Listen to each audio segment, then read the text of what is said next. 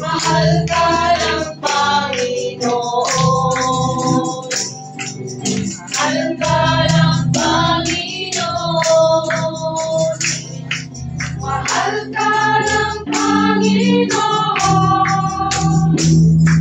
Mahal ka, mahal ka, mahal ka, mahal ka, mahal ka ng Panginoon.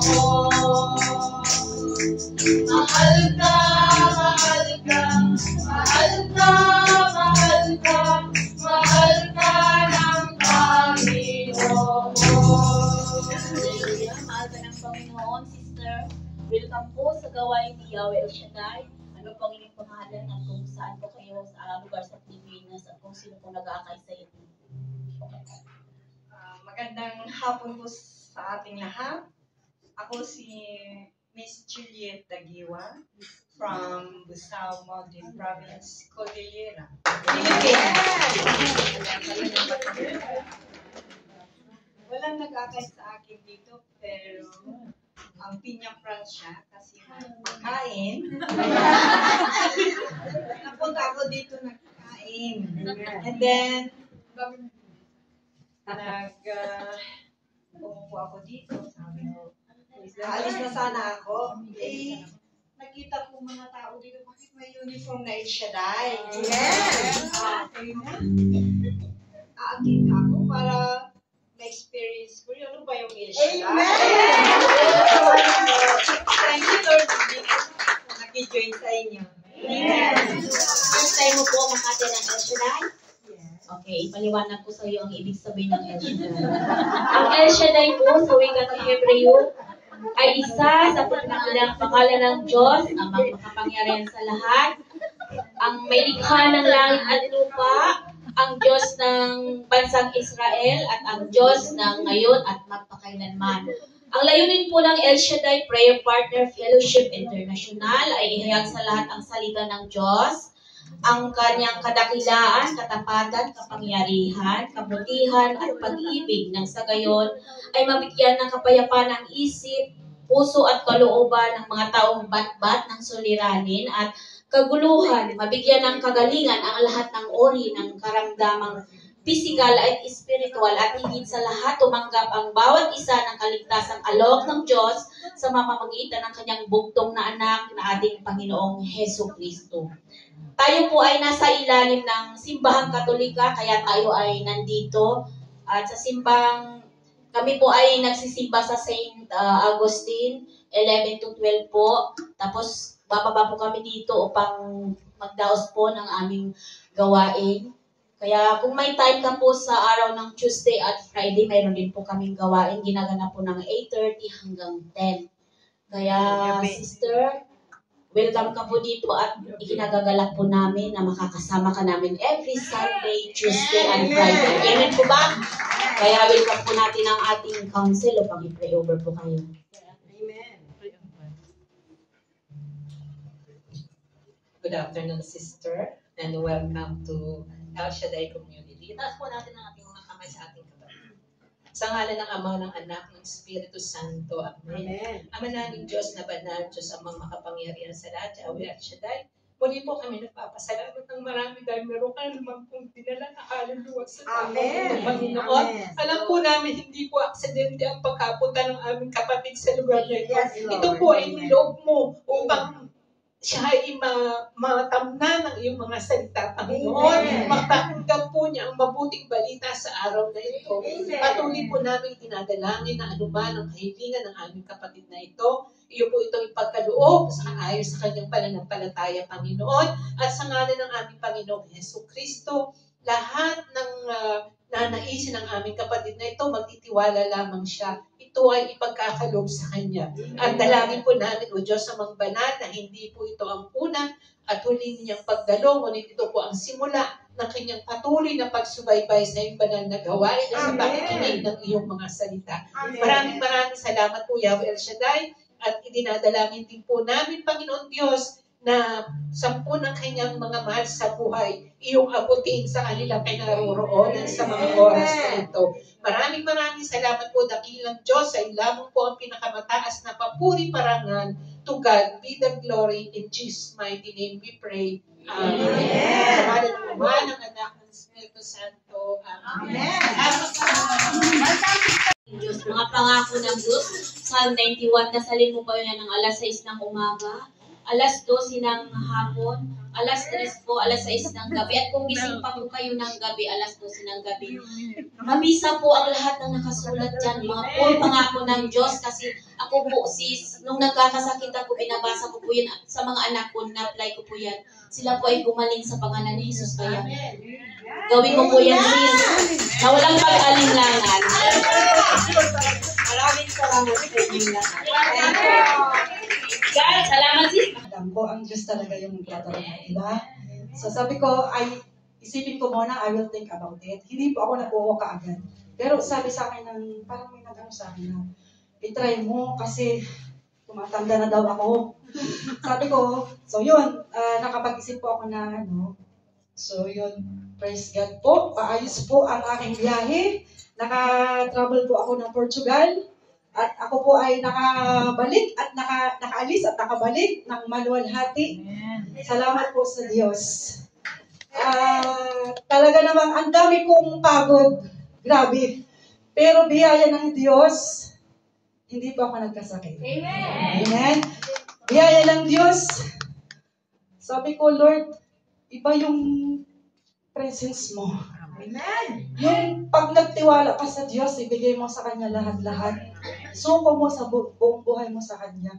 Siya ang gagabay sa iyo. Amen. Sabi nga po sa Isaiah 41:10, huwag kang matatakot o mababalisa. Diba? Kasi lagi natin siyang kasama. Amen po ba?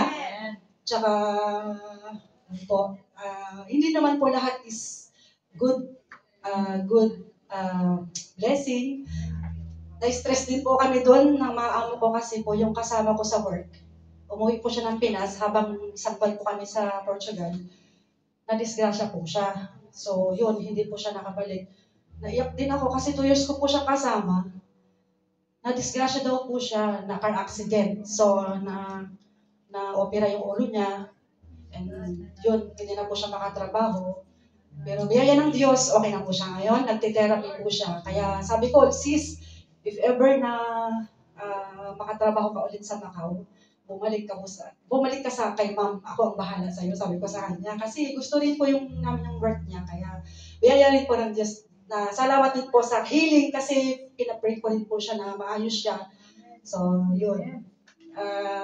Pangalawa po, praise God, ito po talaga yung pinaka-main na blessing ko sa buhay ko, na sa lahat ng hirap ko noon, sabi ko, Panginoon, may purpose ka talaga sa akin, sabi ko. Kasi wala pong tumutulong sa akin, sa mga anak ko. Sabi ko, Lord, salamat po sa biyaya at habag mo. Na yung batang iyakin dati, grade 1 po siya dito, nag-grade 1 po siya dito. Doon po siya nag-i-school sa my Royal Hotel School. Baba ng hotel na yan. May school po dyan, hindi ko na matandaan yung pangalan niya. Pag hinalik ko po siya sa school niya, yun, iyak, nag-grade 1 po yung anak ko dyan, 1 taon. Sabi ko, praise God. Yung hangarin po niya na sumakay po siya sa cruise ship. After po ng graduation niya, so, ano ba yan, anak? 2 taon ka nang, magda-2 taon ka na. Sabi ko, hindi ka pa naman nagtatrabaho. Sabi ko, kasi syempre, pag nag-graduate yung mga anak mo sa college, syempre, tutulong na dapat, di ba? So sabi ko, nainip ako, sabi ko, ano daw naman yan? Sabi ko, yung nag-training pa siya ng 2 years.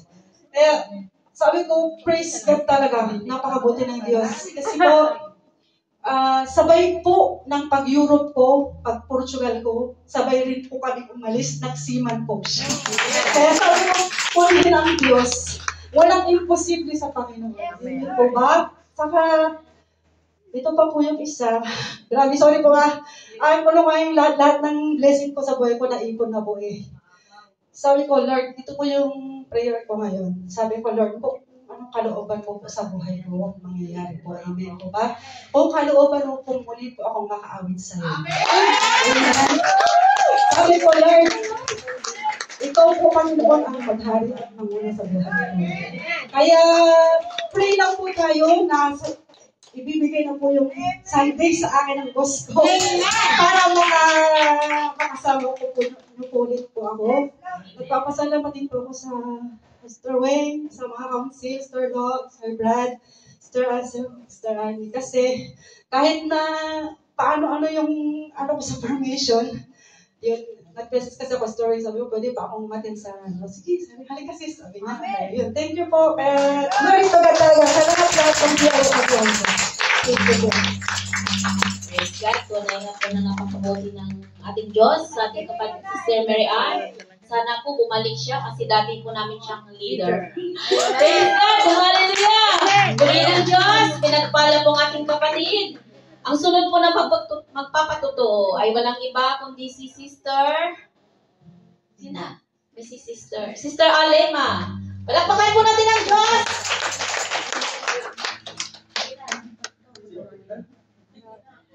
Mabiyaya nga po po sa inyo lahat at pinagalawan siya dahil kababalik ko lang po galing sa Pilipinas.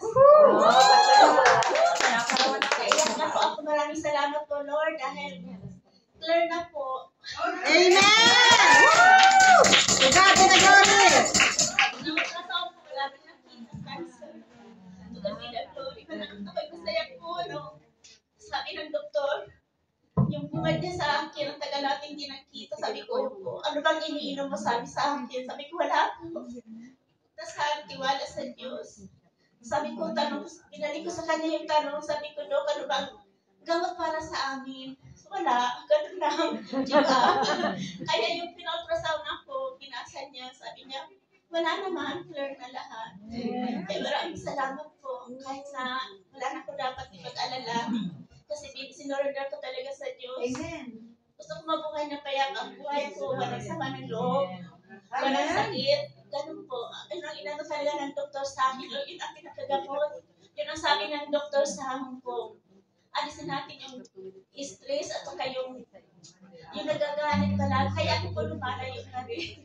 Umiiwas na gano'n. Kaya maraming salamat sa Diyos.